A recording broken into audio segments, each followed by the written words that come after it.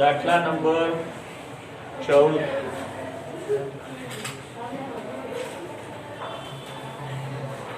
એમાં આપણને શું કીધું છે એ જોઈ લઈએ. દાખલા નંબર 14 કીધું છે વ્યાજ આવરણ ગુણોત્તર. બરોબર.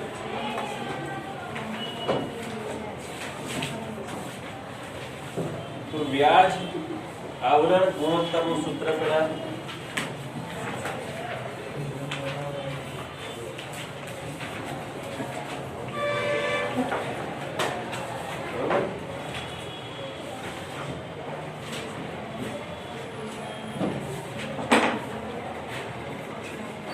સૂત્ર વ્યાજ અને વેરા પહેલાનો નફો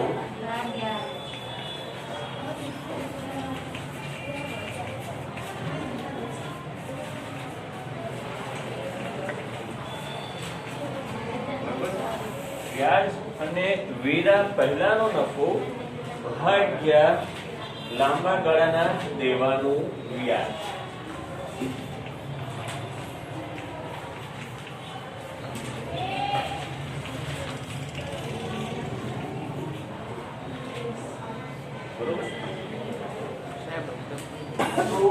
આની અંદર જો વ્યાજ અને વેરા પહેલાનો નફો કીધો છે તો આમાં સ્પષ્ટ આપણે કીધું છે વ્યાજ અને વેરા પહેલાનો નફો આપ્યો છે આપણને પણ શું કીધું છે કર વેરા પછીનો નફો કીધો છે. અહીંયા વેરા અને વ્યાજ પહેલાનો નફો કીધો છે તો એક કર વેરા પછીનો નફો લઈશું અને કર વેરા ચૂકવવા એટલે એ કર વેરા જે વેરા છે એ અંદર પ્લસ કરીશું અને પાછું વ્યાજ છે પાછું તો જે કઈ દેવા હોય એ દેવાનું વ્યાજ એની અંદર પ્લસ કરવામાં આવશે. તો એક એક વસ્તુ લખીએ આપણે અહીંયા આગળ. તો પહેલું આવશે ઉપર લખી નાખ્યું વ્યાજ અને વેરા પહેલાનો નફો બરાબર વ્યાજ અને વેરા પહેલાનો નફો બરાબર પહેલું લખશો તમે પૂરેપૂરું લખજો કારણ કે કર વેરા પછીનો નફો તમારે આખે આખું લખવાનું. કર વેરા પછીનો નફો કેટલો છે 750.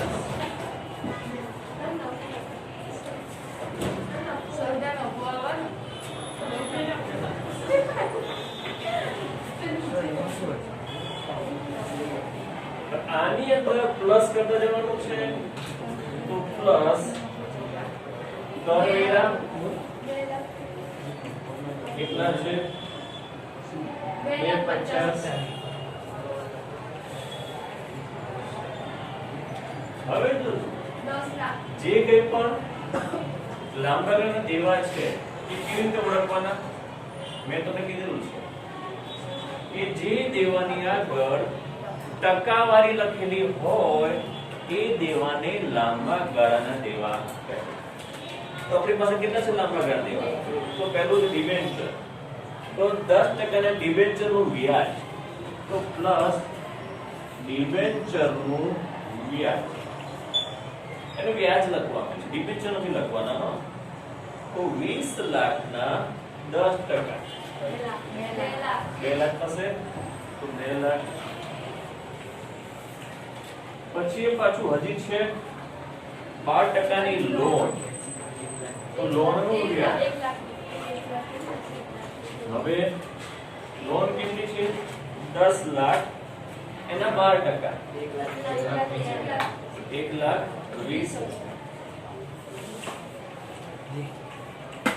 હવે બધી વિગતો આવી ગઈ તો હવે આનું ટોટલ કરો.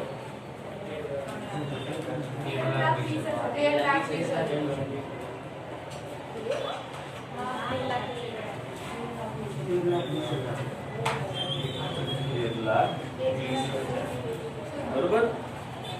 આ થયો વ્યાજ અને વેરા પહેલાનો નફો. અહીંયા શું કીધું છે લાંબા ગાળા દેવાનું વ્યાજ. તો એ અહીંયા શોધીએ આપણે લાંબા ગાળાના દેવાનું વ્યાજ. બરોબર?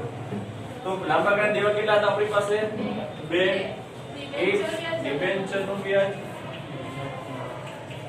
કેટલું હતું? 2 લાખ. 2 લાખ.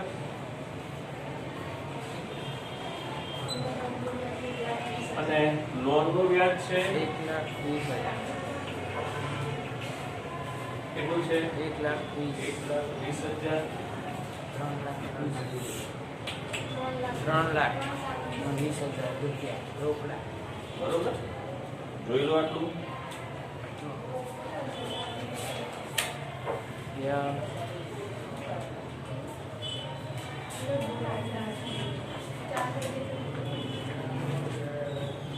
બરોબર? હવે બંને વિગતો આપણને મળી ગઈ છે, તો એની આપણે સૂત્રમાં કિંમત મૂકીશું. બરોબર? તો વ્યાજ અને વેરા પહેલા નફો કેટલો મળ્યો આપણને? 13,20,000.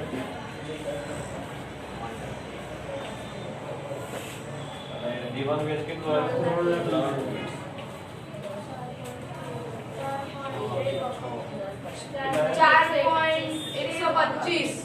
4.125. આના જવાબમાં લખવાનું છે આપણે વખત કે વાર પણ ચાલે છે. વખત કે વાર. બરોબર? કરી કરો.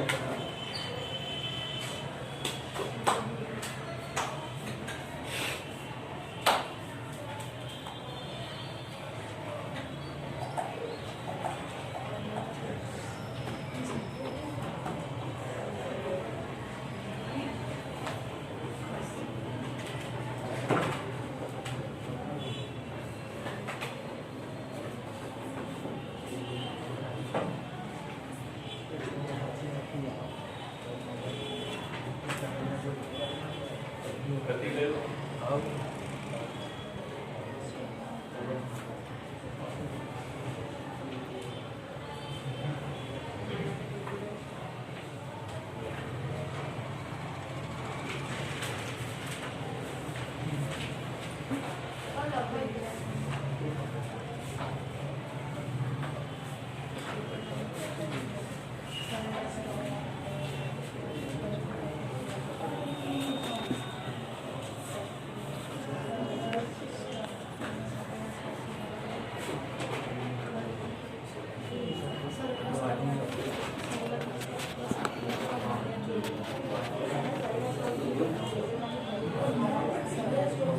ચલો પતી ગયું, લખાઈ ગયું. ચલો હવે આપણે દાખલા નંબર 15.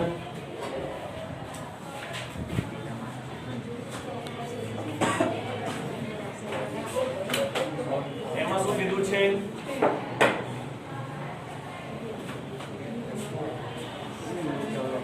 સ્ટોક ઉથલો. બરોબર? સ્ટોક ઉથલાનું સૂત્ર લખીએ પહેલા આપણે. એક મિનિટ.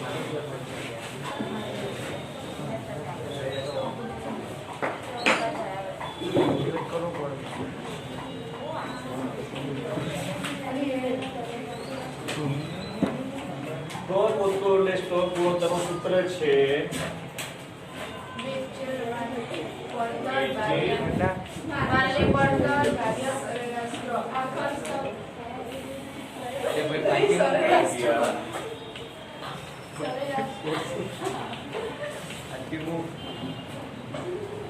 હવે આપણે સૌથી પહેલા શું શોધવું પડશે? વેચેલ માલની પડતર.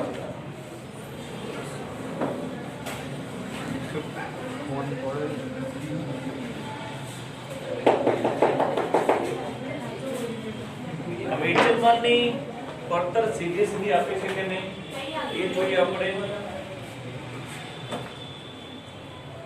વેચેલ માલની પડતર સીધી સીધી આપી નથી. તો હવે એક વસ્તુ ધ્યાનમાં રાખજો, વેચેલ માલની પડતર શોધવાની અલગ અલગ રીતો છે. તો એમાંથી જ્યારે કર વેરાનો દર યાદ આપેલો હોય અને વેચાણ આપેલું હોય તો વેચાણ માઈનસ કરવેરા બાદ કરીએ એટલે મળે આપણને વેચેલ માલની પડતર. ફરી યાદ રાખી લેજો,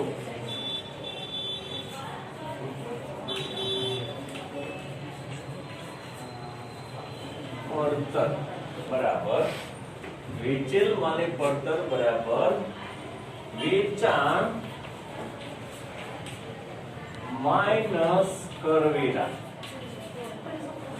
વેચાણ માઈનસ કરવેરા, સોરી કાચા નફાનું, કરવેરા નહીં, કાચા નફાનું, કાચો નફો તમે પૂરું લખજો બરોબર. કાચા નફાનો દર કેટલા ટકા કીધો છે? એક મિનિટ, સોરી, વેચાણ કેટલું છે? 30 લાખ. 30 લાખ. તો હવે કાચા નફાનો દર કેટલો કીધો છે? 30%. તો આના 30% કરો. 9 લાખ. બધા કરતો લે. કેટલા કીધા? 9 9 લાખ. લાખ. કેટલું આવ્યું? હવે જો તમને કદાચ કેટલીક વખત સમજો અહીંયા આગળ વેચાણ શોધવાનું આવે, વેચાણ શોધવાનું આવે, તમે વેચાણ માલિક પડતર આપ્યો હોય અને કાચો નફો આપ્યો હોય તો શું કરવાનું? એ બેનો સરવાળો એટલે મળે આપણને વેચાણ. ખ્યાલ આવ્યો? વેચાણમાંથી કાચો નફો બાદ કરીએ તો વેચેલ માલની પડતર, ને વેચેલ માલની પડતર વત્તા કાચો નફો બરાબર વેચાણ. હવે યાદ રાખી લેવાનું મતલબ એકબીજા પર એક બીજી વસ્તુ મળે. બરોબર? ખ્યાલ આવ્યો? મળી ગયું આપણને વેચેલ માલની પડતર. તો હવે જોઈએ આપણે સરેરાશ તો કે સિમ્પલ વસ્તુ છે. ખ્યાલ આવી ગયો?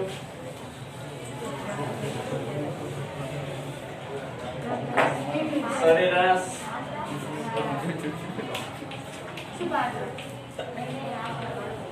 સ્ટોક બરાબર શરૂનો સ્ટોક વત્તા આખો સ્ટોક ભાગ્યા 2. 3 લાખ આવે છે. 3 લાખ. વત્તા આખો સ્ટોક ભાગ્યા 2. બોલ શરૂનો સ્ટોક કેટલો છે? 3,50,000. શરૂનો સ્ટોક 350. 2,50,000. તો બસ સાચું બોલે. આ સર વિશ્વાસ જ નહીં આવતો. કેટલું આવશે?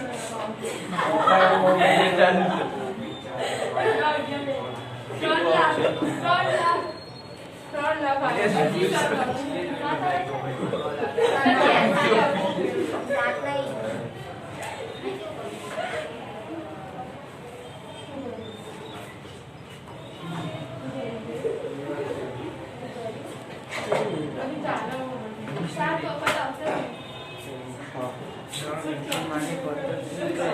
છે. બરોબર. હવે સૂત્રમાં આપણે કિંમત મૂકીએ તો વેચાણ માલિક પડતર આપણને કેટલી મળે છે? 21 લાખ ભાગ્યા સરેરાશ સ્ટોક 3 લાખ. 7 વખત જાય તો કેટલું આવશે? 7 વખત વખત કે 7 વાર.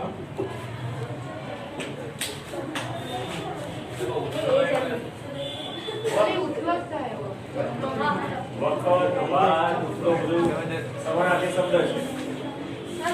એટલે કે જો સ્ટોક આટલું વેચાણ કરવા માટે સ્ટોકને આટલું ફેરવવો પડે. 3 લાખનો સ્ટોક ખરીદ્યો, બીજી વખત 3 લાખનો ખરીદીએ, બીજી વખત 3 લાખનો ખરીદીએ, 7 વખત ખરીદીએ આપણે. 7 વખત સ્ટોક કાચા માલમાંથી તૈયાર માલમાં રૂપાંતર થાય. પ્રક્રિયા કેમ ફરવાની પ્રક્રિયા? વાર પડ્યું સાયકલનું પડ્યું કીધું ફરે, 1 વાર ફર્યું, 2 વાર ફર્યું, 3 ફરીથી દાખલા તરીકે હવા પૂરની જગ્યા હોય ધરીથી સીધામાં કેટલું ફરે છે 5 આંટામાં કેટલી વાર ફરે બરાબર એ વખત વાર કે ઉથલો બધા સમાનાર્થી શબ્દ છે બરોબર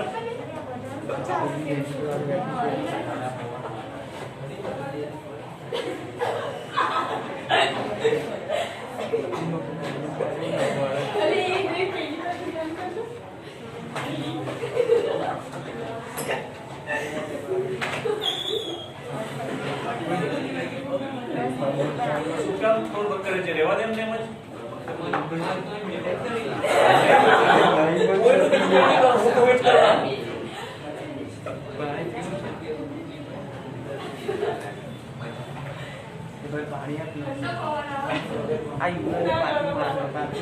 સ્વેટર પહેરીને આવવાનું.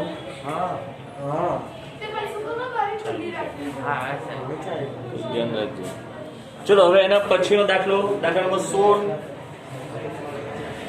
એમાં શું કીધું છે ચલો ગણો તો દાખલા 16 ગણો તો અત્યારે આ જ વસ્તુ ચલો હું શીખવાડું પહેલા સૂત્ર લખો હા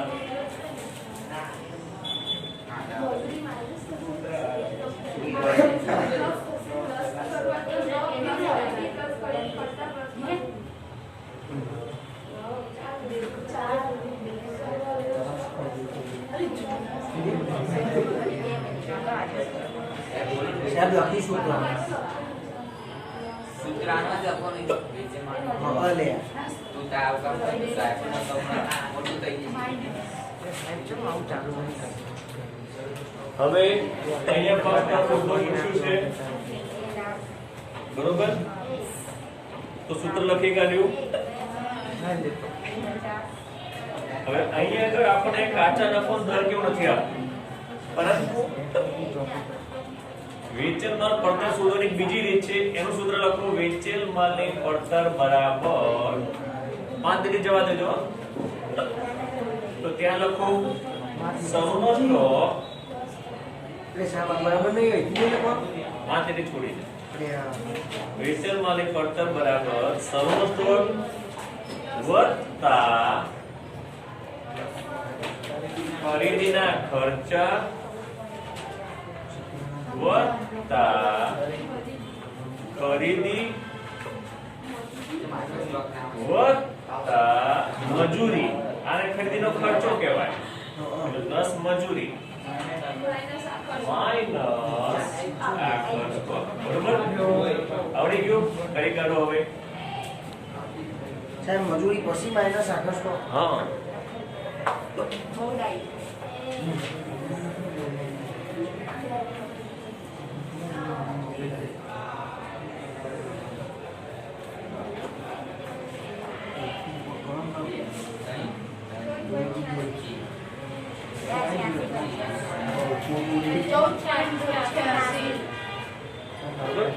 સરેરાશ ટકે શોધી કાઢજો બંને વસ્તુ આપેલી જ છે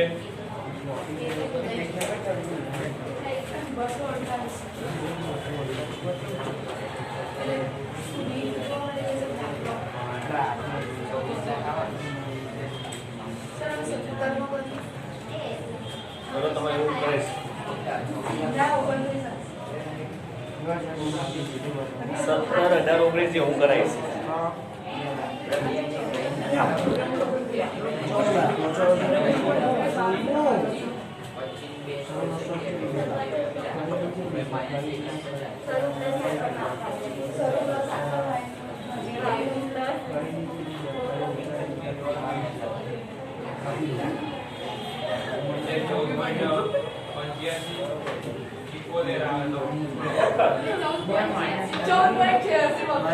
માઇનસ આખો સ્ટોક